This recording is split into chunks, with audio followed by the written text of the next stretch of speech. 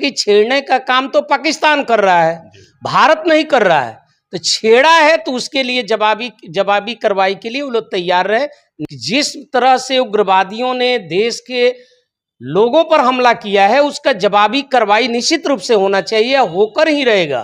पूरे देश का एक देखिएगा माहौल है कि जिस तरह से निर्मम हत्या किया गया है उसके विपक्ष में हम समझते हैं कि 140 करोड़ जनता है।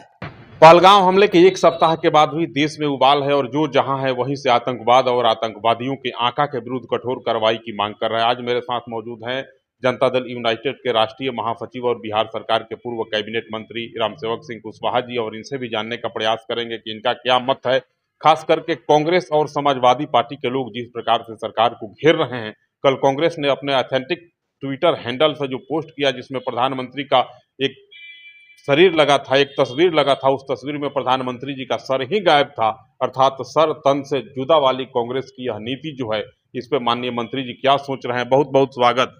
चलिए आपके भी और आपके चैनल को। सर, हमला हुआ पहलगाम में, 26 निहत्थे सैलानियों पे आतंकवादियों ने गोलियों से हमला किया और 26 लोगों को अपना प्राण देना पड़ा।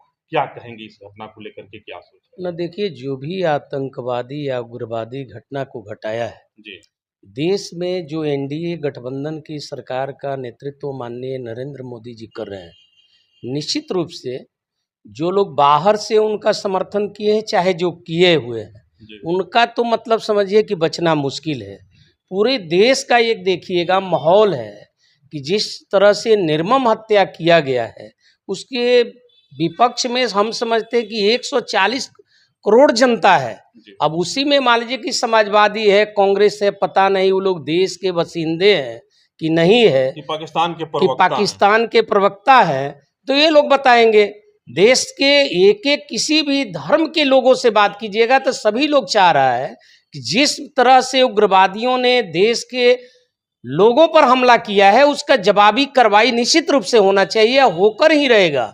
हमारा मानना है कि माननीय नरेंद्र मोदी जी कोई भी हो, कहीं भी छुपे, उस पर बकसने नहीं जा रहे हैं, उन पर कार्रवाई निश्चित रूप से कठोर से कठोर। सेना के प्रमुख हैं लगातार, और वहाँ के कुछ लोग हैं सेना के, वो लोग धमकी दे रहे हैं कि हमारे पास एटम बम है, भारत यह नहीं भूले हमारे पास एटम बम भी है।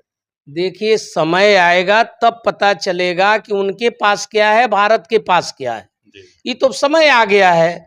जिस तरह से उन लोगों ने मान लीजिए कि छेड़ने का काम तो पाकिस्तान कर रहा है, भारत नहीं कर रहा है। तो छेड़ा है तो उसके लिए जवाबी कार्रवाई के लिए वो लोग तैयार रहे। निश्चित रूप से भारत सरकार कार्रवाई करेगी।